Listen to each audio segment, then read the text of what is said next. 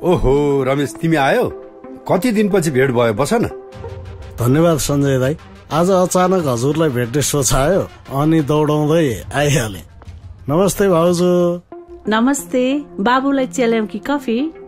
चिया नै पिउँ होला भाउजू। सञ्जय दाई, म अहिले थोरै समस्यामा परेको छु। अलिकति पैसाको खाँचो परेको थियो।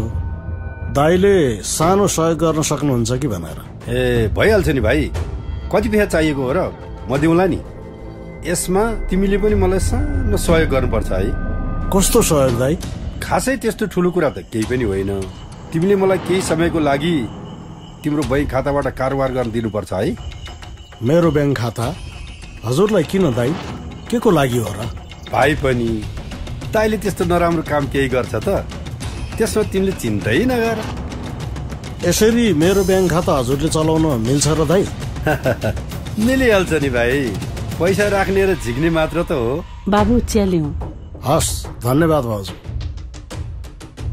हुन्छ दाई, मैले मेरो बैंक खाताको डिटेल्स हजुरलाई मेसेज गरिदिइहालेँ।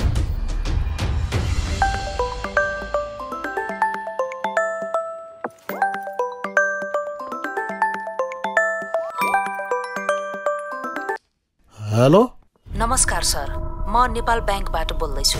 तपाईले 9,79,900 रुपैयाँ भुक्तानीको लागि पठाउनु भएको हो? मैले? भाइ पनि दाइले त्यस्तो नराम्रो काम केही गर्छ त? त्यसमा तिमीले चिन्तै नगर। ए त्यो मेरो दाइको कारोबार होला, मलाई थाहा भएन त। त्यस्तो हुँदैन नि सर। तपाईको बैंक खाताबाट हुने कारोबारको विषयमा तपाईलाई थाहा छैन भन्ने हुँदैन नि। तपाईको खाताबाट हुने सबै कारोबारको जिम्मेवार त तपाई आफै हुनुपर्छ।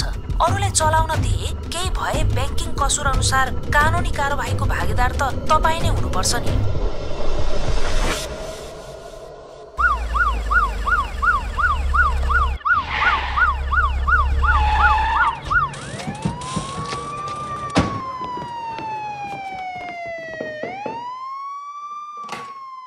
रमेश सर हुनुहुन्छ?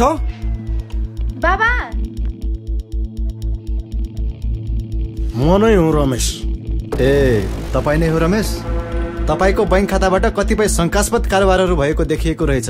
त्यसैले तपाईँलाई बैंकिङ कसुर सम्बन्धी मुद्दा परेको छ। तपाईँको नाममा वारेन्ट जारी भएको छ। हिँड्नुहोस् प्रहरी कार्यालय।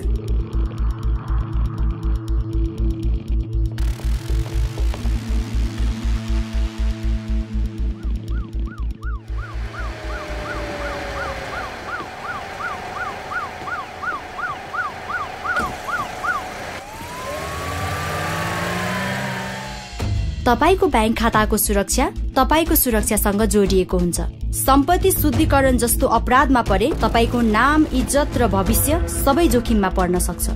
आफ्नो व्यक्तिगत जानकारी र बैंक विवरण अरूलाई दिनु भनेको आफ्नो बैंकिङ सुरक्षा अपरिचित व्यक्तिको हातमा सुम्पिनु हो।